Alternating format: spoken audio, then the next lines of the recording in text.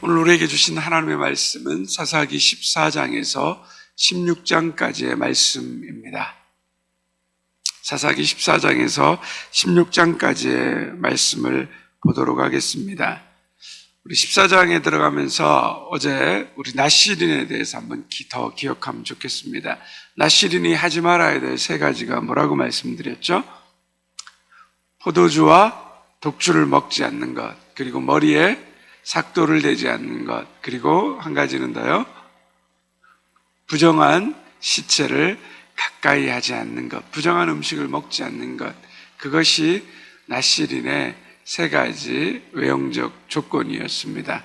삼손은 이 세 가지를 다 손대었다 그래서 사람들이 삼손이다, 원래는 태양의 아들이다, 이런 이름의 뜻인데 그렇게 농담하기도 합니다. 1절에서 3절에 보면 이방 여인 블레셋, 그 여인을 사랑해서 아내로 삼게 해달라고 합니다. 나시린으로 부름받은 이야기가 14장에 있는데 시작하자마자 이방 여인을 사랑한 삼손의 모습이 나옵니다. 하나님의 백성을 사랑하고 하나님의 일을 해야 될 나시린이 이방 여인을 사랑하고 결혼하려고 하는 것, 그것은 하나님의 거룩함과 관련이 없는 일입니다. 5절에서 6절에도 보면 삼손이 젊은 사자를 맨손으로 찢습니다.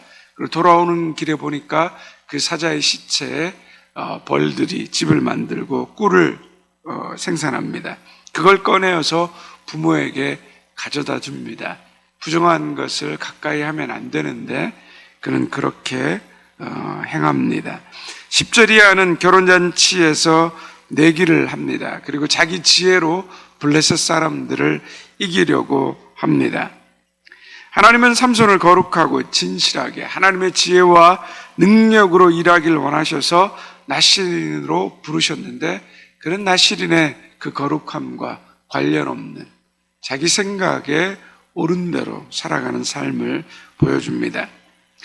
이렇게 삼손의 실수와 잘못이 많은데도 불구하고 하나님은 여전히 삼손과 함께 하시고 그를 통하여서 이스라엘을 구원하시려는 그 하나님의 계획을 이루어가고 계십니다. 우리 4절 말씀 함께 같이 읽겠습니다. 그때 블레셋 사람이 이스라엘을 다스린 까닭에 삼손이 틈을 타서 블레셋 사람을 치려함이었으나 그의 부모는 이 일을 여호와께로부터 나온 것인 줄은 알지 못하였더라. 또 19절의 말씀도 함께 같이 읽겠습니다. 여호와의 영이 삼손에게 갑자기 임하심에 삼손이 아스글론에 내려가서 그곳 사람 30명을 쳐 죽이고 노략하여 수수께 깊은 자들에게 옷을 주고 심히 노하여 그의 아버지의 집으로 올라갔고, 우리가 하나님의 인도하심, 일하심에 대해서 다 알 수는 없습니다. 그러나 분명한 것은 인간의 잘못된 선택, 인간의 죄와 악까지도 하나님께서는 다 알고 계시며 하나님의 다스림 안에서 그 악도 선으로 만들어 가시는 분임을 우리는 보게 되는 것입니다. 그래서 우리는 인간의 선택과 인간의 역사와 인간의 행동을 보고 살아가는 사람들이 아니라 하나님을 믿고 하나님의 일하심을 보고 하나님께 순종하며 살아가는 사람들임을 잊지 말아야 됩니다. 인간은 믿으면 안 되는 것입니다. 사람에게 실망해서 떨어져 나아가면 안 됩니다. 인간은 원래 그런 존재입니다. 우리도 그렇지 않습니까? 우리가 얼마나 신뢰할 만한 사람입니까? 절대 신뢰할 수 없는 사람 아닙니까? 하루에도 수십 번 마음이 뒤바뀌고 했던 말도 뒤집고, 그게 우리의 모습 아닙니까? 우리는 신뢰할 수 있는 존재가 아닙니다. 성경을 보면서, 위대한 인물들을 보면서, 사사들을 보면서 성경에 신뢰할 만한 인물이 어디 있습니까? 아브라함 신뢰할 만한 사람이었습니까? 모세는요? 다윗은요? 신뢰할 만한 사람이 없습니다. 신뢰할 만한 사람이 없기 때문에 성경은 누구를 가리킵니까? 하나님을 가리킵니다. 그 신뢰할 만한 사람들을, 신뢰할 수 없는 사람들을 통하여서 하나님이 일하시고 하나님의 구원의 역사를 이루어가고 계신다는 겁니다.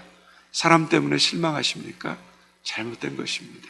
실망할 수 있습니다. 그러나 그 사람 때문에 내가 떨어져 나가는 것, 하나님부터 떨어져 나가는 것, 그건 우리가 봐야 될 하나님을 보지 못했기 때문입니다. 목사를 쳐다보시면 안 되고 제가 가르치는 하나님을 쳐다보시고 하나님을 신뢰하셔야 되는 것입니다.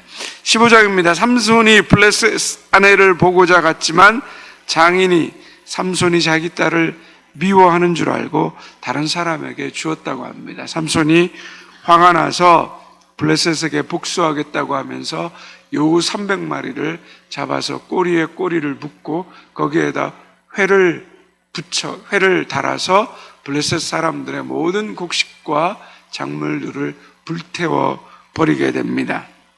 이런 일이 벌어지자 블레셋 사람들이 분노해서 그 삼손의 장인과 아내를 불태워 죽입니다. 9절 이하에 보면 삼손 때문에 공경에 처한 블레셋 사람들이 그 분노와 복수심으로 이스라엘을 쳐들어와서 삼손을 잡아내 놓으라고 합니다.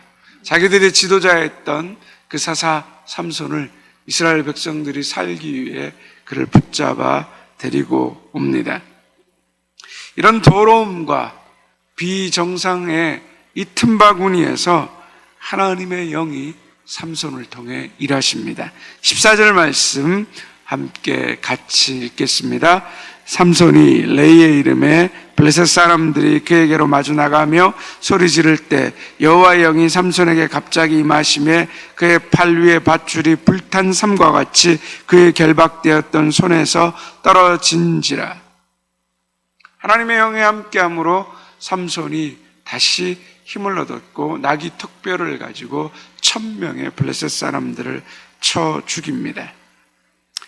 큰일을 했다고 그 사람이 옳고 거룩한 것은 아닙니다. 대단한 일을 했다고 해서 그 사람이 하나님 뜻 가운데서 살고 있다라고도 말할 수 없습니다. 삼손은 거룩하지 않았습니다.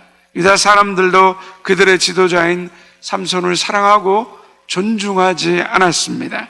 그럼에도 불구하고 하나님은 삼손의 분노를 통하여 틈타서 일하시고 유다의 더러움과 추함의 틈바구니 속에서 일하셨습니다. 이스라엘을 구원하시기 위한 하나님의 뜻을 변함없이 이루어가고 계십니다. 혼란스러운 세상 속에서도 우리는 하나님이 하나님의 뜻을 이루어가고 계시다는 것을 우리는 믿어야 됩니다.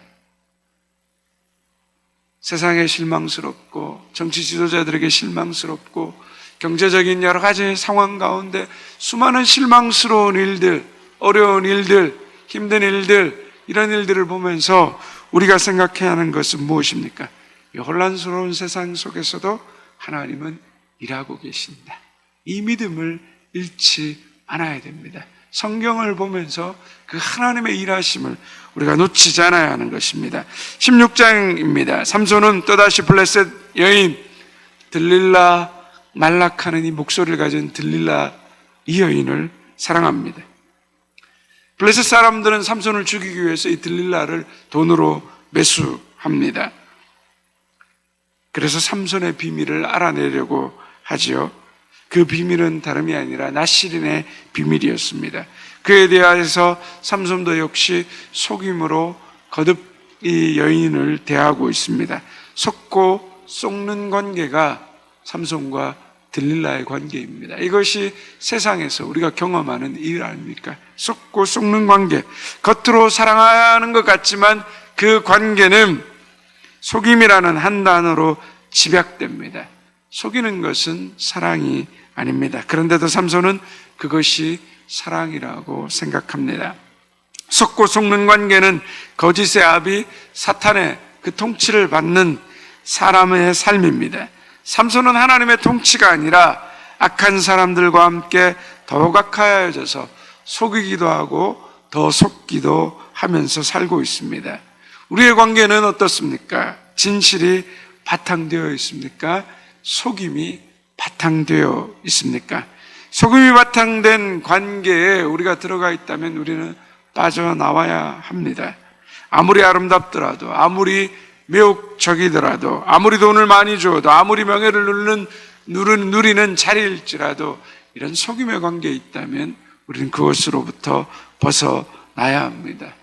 결국 삼손은 어떻게 그 인생을 마무리합니까? 죽음으로 그 인생이 마무리됩니다. 우리 28절 말씀 함께 같이 읽겠습니다. 삼손이 여호와께 부르짖어 이르되 주 여호와여 구하옵나니 나를 생각하옵소서. 하나님이여 구하옵나니 이번만 나를 강하게 하사 나의 두 눈을 뺀 블레셋 사람에게 원수를 단번에 갚게 하옵소서 하고, 삼손의 말을 요약하자면 내게 한 번만 더 힘을 주사 내가 죽을 때 원수들과 함께 죽게 해달라는 겁니다. 처음으로 삼손이 진심으로 하나님의 이름을 찾고 부르짖고 있습니다. 삼손이 믿음을 발휘했다라고 보이는 장면은 여기밖에 없습니다. 그런데 놀라운 사실은 삼손이 죽어서 명예의 전당에 들어갑니다. 히브리서 11장에 보면 믿음의 사람들의 이름에 삼손이 들어가 있습니다. 여러분, 이게 말이 됩니까? 한심하게 살아간 인생인 것 같은데 어떻게 이런 인생이 믿음의 사람의 이름에 들어갈 수 있냐라는 것입니다. 여기서 우리는 하나님의 이 조건 없는 사랑을 발견하게 됩니다. 계속 사고치는 자식, 다른 사람은 손가락질하고 뭐라고 하는데 부모는 어떻습니까? 자식이기 때문에 다른 사람이 손가락질해도 품고 사랑하는 것입니다. 마찬가지로 하나님의 이 조건 없는 사랑이 삼손을 구원하셨습니다. 그 하나님의 삼손을 향한 사랑은 오늘 우리에게도 동일하게 향하고 있습니다. 한심한 죄인인 우리를 하나님 사랑하셔서 예수님을 이 땅에 보내셔서 우리를 구원하고 계십니다. 저와 여러분이 하나님의 이 조건 없는 사랑을 통하여서 구원받은 사람들입니다. 히브리서 11장에 삼손의 이름을 기록하신 거룩한 하나님께서 저와 여러분을 생명책에 그 이름을 지우지 않으시고 있다라는 사실, 우리는 그 사실을 믿음으로 고백하고 믿음으로 감사해야 하는 것입니다.